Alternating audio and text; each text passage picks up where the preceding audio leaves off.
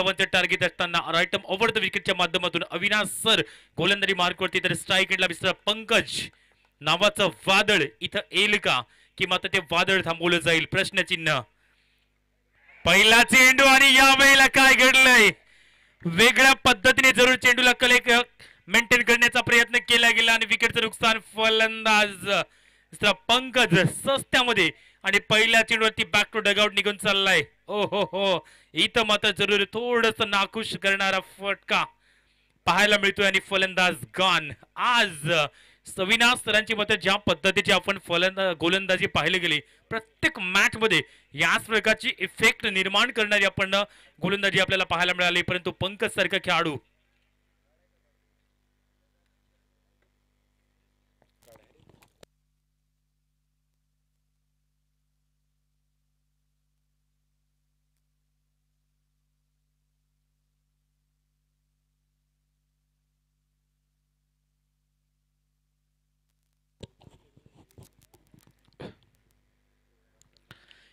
पहिल्या चेंडूवरती जरूर एक विकेट पडली गेली, कारण वेगळ्या पद्धतीने तो फटका कन्वर्ट करण्याचा प्रयत्न होता जरूर, मात्र विकेटचं नुकसान फलंदाज गॉन.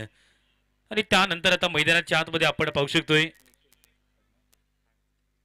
निखिल हा फलंदाज मैदानाच्या आतमध्ये दाखल होत असताना एक चांगलं क्रिकेट मात्र खेळावं लागेल, कारण की 38 धावांचं टार्गेट समोर. पहिला फलंदाज बॅक टू डगआउट, एका बोर्डात तुषार बर्फ मैदानाच्या आतमध्ये अद्याप आहे नॉन स्ट्राईक एंडला, कारण एक फलंदाज जरी आउट झाला ना तरी देखील चांगल्या प्रकारे पुढे जाण्याचा प्रयत्न केला जाईल. युनिटी किती महत्वाची आहे हे मात्र दाखवण्याचा प्रयत्न असेल. वळतोय सामन्याकडे, षटकातील सेकंड बॉल या वेळेला पाहायला मिळेल आणि समोर मात्र निखिल तयार असेल.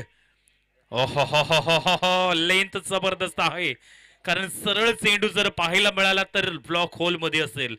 ब्लॉक होलचा योग्य पद्धतीने वापर केलाय, गती जबरदस्त आहे आणि इथे मात्र गतीला पिक केले जात नाही. सुरेख गोलंदाजी, अप्रतिम तलासरी, गणराज तलासरी संघाच्या माध्यमातून आज अविनाश सरांचा जरूर एक अप्रतिम परफॉर्मन्स ऍज अ बॉलर म्हणून. पुढील चेंडू यावेळेला उडवलाय, चेंडूच्या खाली क्षेत्ररक्षक येतोय आणि इथं मात्र पुन्हा एकदा बॅक टू डगआउट जावं लागेल मिस्टर निखिल. याला देखील काय घडतंय मैदानाच्या आतमध्ये हे मात्र पाहायला मिळत आहे. न्यू चॅलेंजर चिखला हा संघ मात्र कुठेतरी आता बॅक फुटला पाहायला मिळतोय, कारण आज थोडासा जरूर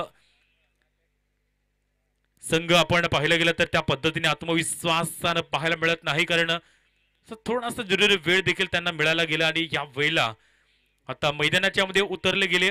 ऍज अ बॉलर म्हणून तर चांगली भूमिका बजावली गेली, 38 धावांचं फक्त टार्गेट हे ठेवलं गेलं, परंतु ते पार करत असताना संघ थोडासा अडचणीमध्ये आहे.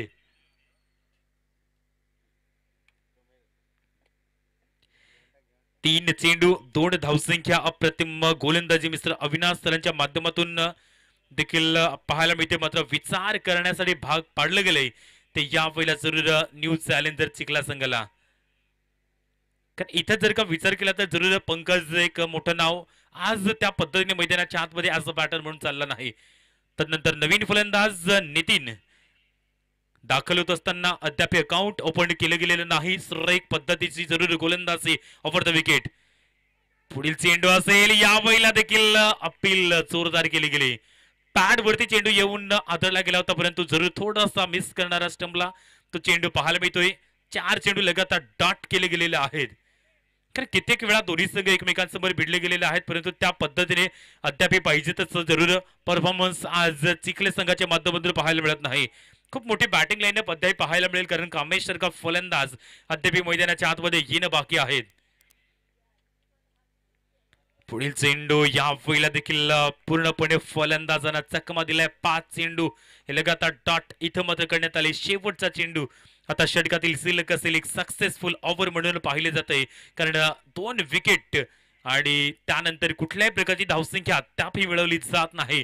थोडस जे आव्हान आहे ना ते कमी धावांचं होतं, परंतु त्याला आता पार करणं हे मुश्किल बनत चाललंय.